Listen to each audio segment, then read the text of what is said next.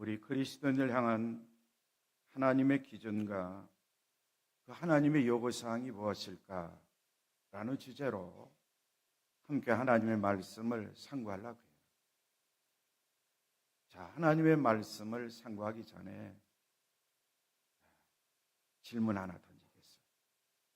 잘 생각하셔야 돼요. 그리고 대답해 보세요. 내가 죄인이기 때문에 죄를 짓습니까? 아니면 죄를 짓기 때문에 죄인입니까? 한번 생각해 보세요. 나 자신이 죄인이기 때문에 죄를 짓습니까? 아니면 나 자신이 범죄하기 때문에 죄인입니까? 전자야, 후자야? 성경의 원리를 우리가 알아야 해요. 하나님의 말씀을 아는 자들은 알 수 있을 거예요. 성경은 뭐라고 합니까? 우리가 아직 뭐 됐을 때에? 죄인 되었을 때. 내가 태어날 때에 태어나기 전부터 나는 죄인이에요? 죄인이 아닙니까? 죄인.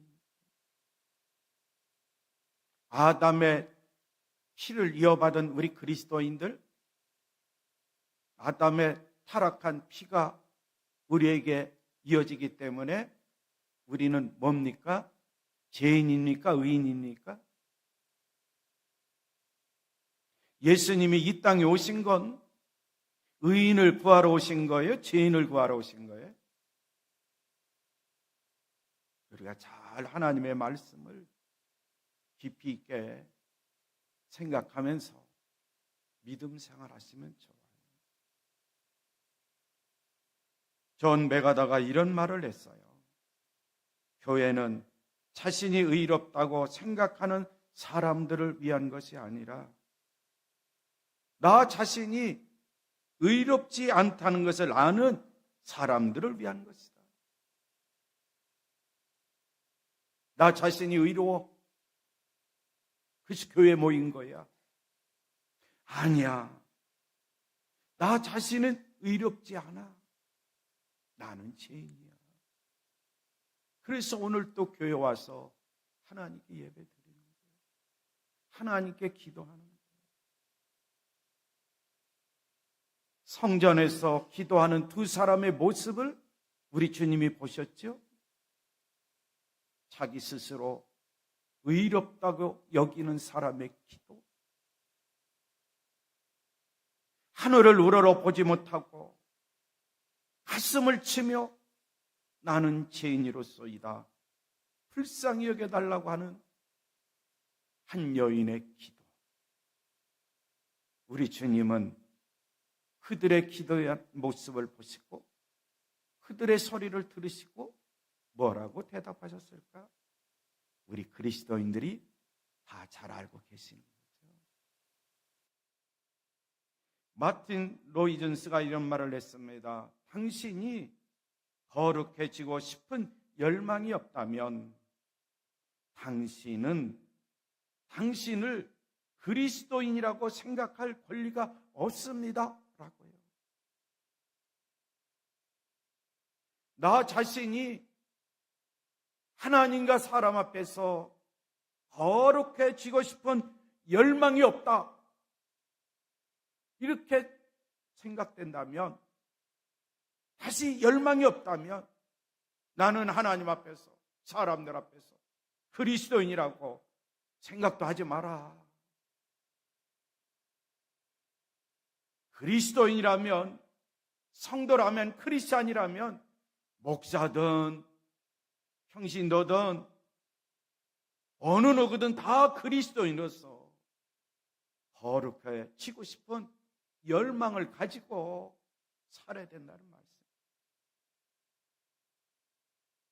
거룩하신 하나님께서는 하나님의 형상대로 우리 모두를 다 지으신 줄 믿습니다.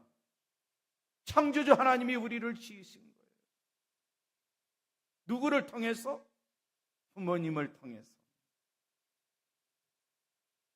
창조주 하나님이 우리를 지으셨는데, 창조하셨는데, 그 창조주 하나님께서는 우리 모든 그리스도인들에게 거룩, 즉 성결함을 요구하고 있습니다. 하나님께서는 은혜로 구원받은 모든 그리스도인들에게 오직 한 가지 요구사항이 있다면, 한 가지 영광된 기준이 있다면 그 기준, 요구사항이 과연 무엇일까? 한번 생각해 보세요. 서론에 말씀드렸듯이 나 자신이 죄인이라는 사실을 아는 것, 그 죄인은 예수의 피로 용서함을 받아야 된다는 것, 더 나아가서 용서함을 받은 그리스도인이라면 마음속에 거룩에 대한 열망을 품고 살아야 된다는 것, 그리고 오늘 본문에 나와 있는 말씀처럼 내가 거룩하니 너희도 거룩할지어다. 너희는 이제는 마음에만 거룩을 담가두지 말고 이제는 모든 행실에 거룩함을 드러내는 그리스도인이 되기를 하나님 아버지께서 우리에게 요구하고 있다. 한 가지 사항 요구하고 있다.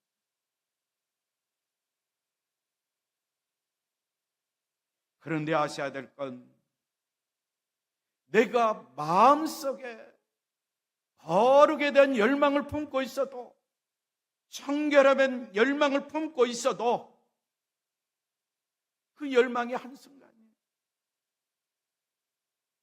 마음에서 시작해서 마음속에서 사라지기 때문에 이 거룩한 삶, 거룩한 행실, 성결한 삶, 성결한 행실은 밖으로 나타나지 않습니다. 그러기에 성경은 성령으로 충만해서 성결의 영 가운데 우리가 함께 생활해야 내 마음도 거룩에 대한 열망 충만하고 성결에 대한 열망도 충만하고, 이제는 더 나아가서 입으로 시인하고 고백하면서 하나님의 말씀대로 내가 거룩하니 너희도 거룩할지어다. 우리 주님의 가르침을 명심하면서, 그렇지, 나도 이제는 거룩한 삶을 살아야 되겠다, 성결한 삶을 살아야 되겠다, 이렇게 성령님과 함께 말씀과 함께 고백되어지면서 삶을 통해서 거룩한 행실을 할 수 있다는 거예요. 오늘 본문에 나와 있는 말씀을 다시 한번 봅니다. 다른 성경에는 이렇게 번역되어 있어요. 주께서 모세에게 일러 말씀하시기를, 이스라엘 자손의 모든 회중에 구하여 그들에게 말하라. 너희는 거룩할지어다. 이는 나 주 너희 하나님이 거룩함이니라. 여호와께서 모세에게 말씀하셨습니다. 이스라엘 모든 백성에게 전하여라. 나 여호와 너희 하나님이다. 내가 거룩함으로 너희도 거룩하여라.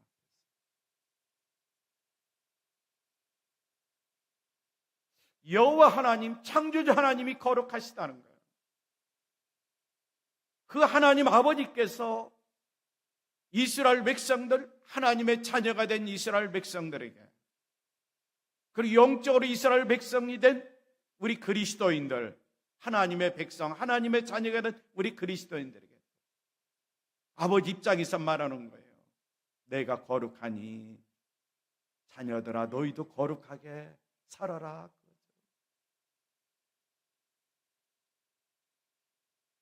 육신의 아버지는 자녀들에게 이렇게 말할 수 없어요. 왜? 육신의 아버지는 죄인이기 때문에 죄를 범할 수밖에 없는 인간이에요. 가정에서도 죄를 범합니다. 교회에서도 죄를 범합니다. 생활 속에서 죄를 범합니다. 직장과 사업장, 우리 자녀들은 학교에 가서도 죄를 범하는 경우가 종종 있죠. 특별히 아버지 된 우리 그리스도인들, 어머니 된 우리 그리스도인들, 자기 자식에게 내가 거룩하다, 자식들아 너희도 나를 본받아서 거룩한 삶을 살라 라고 외칠 수 있는 부모님은 이 세상에 한 명도 없을 거예요.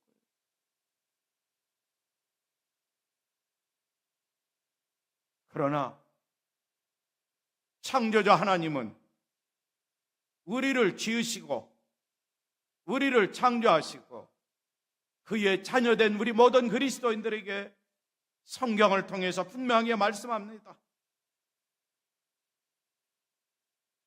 너희도 모든 행실에 거룩하다. 내가 거룩하니 너희도 거룩하다. 모든 행실에 거룩하게 살아라. 내가 거룩하기 때문에. 아버지 하나님 입장에서 우리 그리스도에 주시는 말씀 가운데 얼마나 귀한 말씀인지 몰라.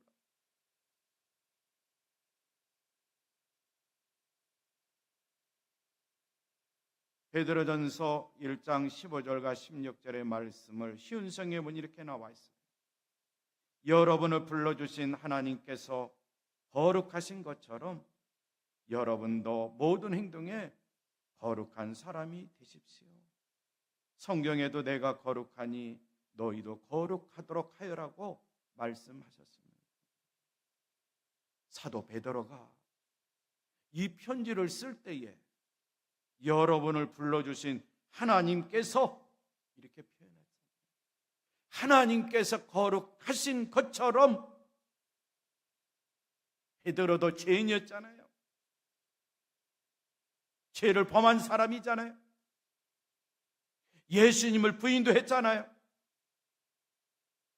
자기 자신이 내가 거룩하니 이 편지를 읽는 모든 사람들 거룩한 삶을 사세요 라고 말할 자격이 없어요. 그래서 여러분을 불러주신 하나님께서 거룩하신 것처럼 여러분들 모든 행동에 거룩한 사람이 되십시오. 그러면서 구약 성경을 인용합니다. 성경에도 내가 거룩하니 너희도 거룩하도록 하여라 라고 말씀하셨던 구약 성경의 말씀을 인용해서 선포하고 있는 것을 볼 수가 있어요. 성도 여러분, 창조자 하나님께서 우리에게 요구하시는 한 가지 사항, 그것은 뭐냐? 거룩한 마음을 품어라. 성결한 마음을 가지고 살아라. 그리고 더 나아가서 이제는 그리스도인답게 성결한 생활을 해라. 모든 행실에서 거룩한 삶을 살도록 하여라 라고 말씀하고 있는 거예요. 하나님은요, 우리의 아버지로서 이렇게 말할 자격이 있죠. 권세가 있죠. 권리가 있죠. 권한이 있죠. 그래서 성경 말씀을 통해서 우리에게 이처럼 가르쳐주고 있는 거예요. 성도 여러분, 오직 하나님만이 나의 주님이심을 믿고 확신하십니까? 오직 하나님만이 나의 주님이라는 사실을 믿고 확신한다면 하나님께서 우리에게 요구하신 건 뭐예요? 순종입니다. 말씀에 대한 순종을 요구할 수 있는 거예요. 왜? 그분이 나의 주, 나의 하나님, 아버지가 되시기 때문에 그렇습니다. 그래서 창조자 하나님께서는 창조하신 모든 피조물들에게 순종함을 요구하고 계세요. 모든 피조물에게, 사람에게만 요구하는 게 아니에요. 하나님이 창조하신, 우리 주님이 창조하신 모든 피조물에게 순종함을 요구한다.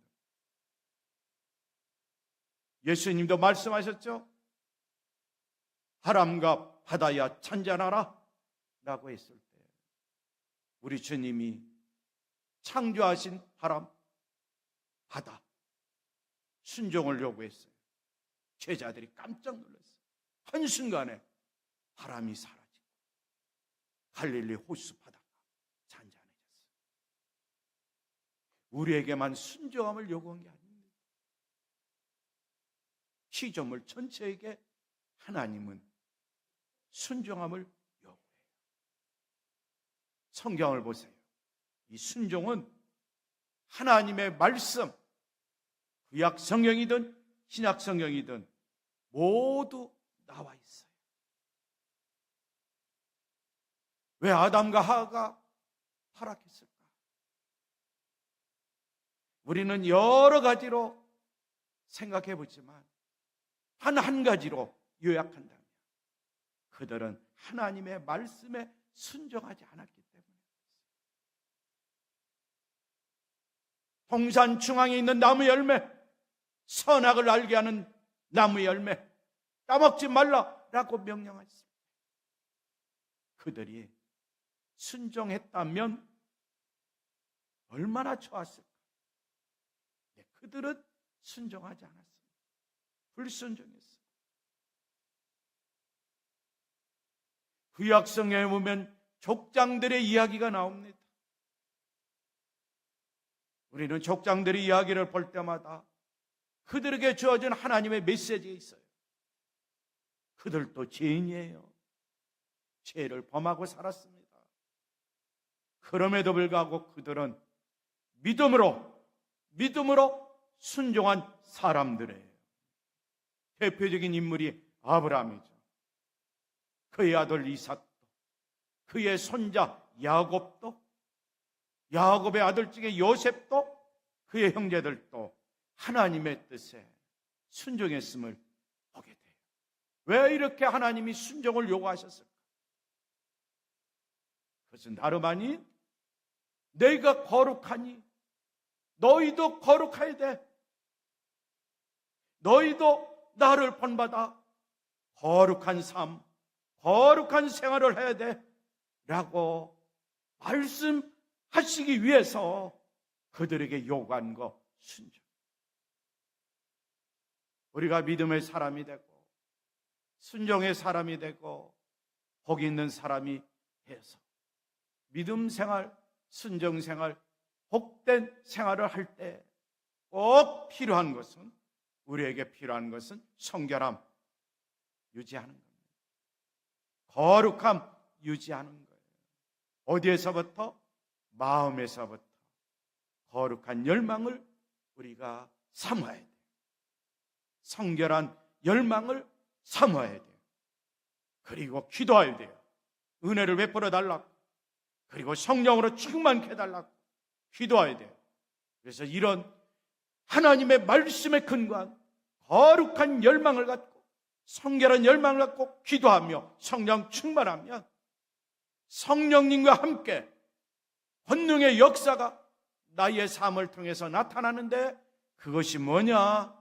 바로 거룩한 행실, 성결한 행실, 성결한 삶, 거룩한 삶이에요. 한번 생각해 보세요. 믿음의 사람이 되고 순종의 사람이 돼서 하나님의 부흥도 체험하고 하나님의 축복을 받아 누린 그리스도인 믿음의 가정이 됐다고 가정합시다. 저는 꼭 그렇게 될 줄 믿어요. 그런데 그렇게 됐는데 거룩성이 훼손됐어요. 성결성이 훼손됐어요. 세상 사람들이 우리들을 보고 뭐라고 말할까?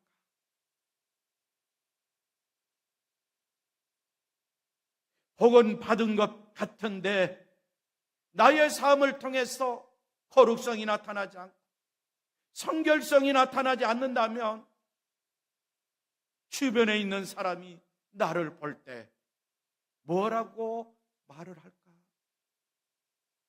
한번 깊이 있게 생각해 보세요. 그런 소리 들어서는 안 되잖아요.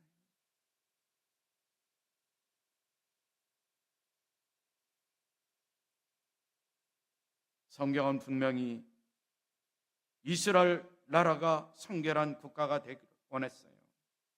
그래서 하나님께서는 그들을 구별하셨고 그들을 죄악으로부터 구별하셨어요. 우리가 잘 아는 출애굽기 19장 6절에 보면 너희가 내게 대하여 제사장 나라가 되 거룩한 백성이 되려 너는 이 말을 이스라엘 자손에게 전할지니라.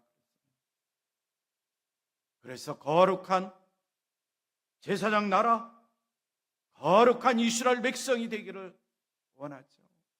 우리도 마찬가지예요. 거룩한 제사장 나라가 되고 거룩한 영적으로 이스라엘 백성이 되기를 원하죠. 왜? 성경은 우리에게 이 말씀을 주시기 때문에. 그러면 예수를 믿지 않았던, 예수를 알지 못한 이방 국가들, 이방 사람들은 과연 이 말씀이 어떻게 적용될까? 그렇잖아요. 우리는 이미 예수를 믿었기 때문에 제사장 나라가 되고 거룩한 백성이 되어야 된다라는 사실을 알고 있지만 예수를 믿지 않는 사람, 아직도 복음이 들어가지 않은 국가 어떻게 해야 될까? 그 해답은 로마서 2장에 나와 있죠. 바로 다름 아닌 너희들의 양심, 너희들의 양심의 밑에 순종하며 살아야 된다. 복음의 빛을 비춰진 사람에게는 하나님의 말씀의 근거에서 이제는 거룩한 나라, 거룩한 백성, 거룩한 삶, 거룩한 생활을 해야 되지만 그렇지 못한 사람들에게는 너희들에게 주어진 양심의 빛, 양심이 너에게 어떻게 작용하느냐, 양심에 따라 생활하면서 양심에 따라 그 양심의 법에 순종하며 살아야 된다는 거죠. 로마서 2장 14절과 16절에 나와 있는 말씀. 율법을 가지지 않은 이방 사람이 사람의 본성을 따라 율법이 명하는 바를 행하면 그들은 율법을 가지고 있지 않아도 자기 자신이 자기에게 율법입니다. 그런 사람은 율법이 요구하는 일이 자기의 마음에 적혀 있음을 드러내 보입니다. 그들의 양심도 이 사실을 증언합니다. 그들의 생각들이 서로 고발하기도 하고 변화하기도 합니다. 이런 일은 내가 전하는 복음대로 하나님께서 그리스도를 내세우셔서 사람들이 감추고 있는 비밀들을 심판하실 그날에 드러날 것입니다. 양심 따라 생활하는 것. 그래서 우리가 흔히 말하는 거 있죠. 너 양심도 없어. 그렇게 말하죠. 너 양심도 없구나. 왜 양심에 따라 살지 않니? 우리 그리스도인들에게는 하나님의 말씀이 주어졌기 때문에 나 스스로 생각, 너는 왜 말씀 따라 생활하지 않니? 말씀에 순종하라고 했는데 어떤 말씀에? 내가 거룩하니 너희도 거룩하지. 모든 행실에 거룩한 삶을 나타내라. 하나님이 성경을 통해서 나에게 주어졌는데 너는 왜 그 말씀에 불순종하느냐?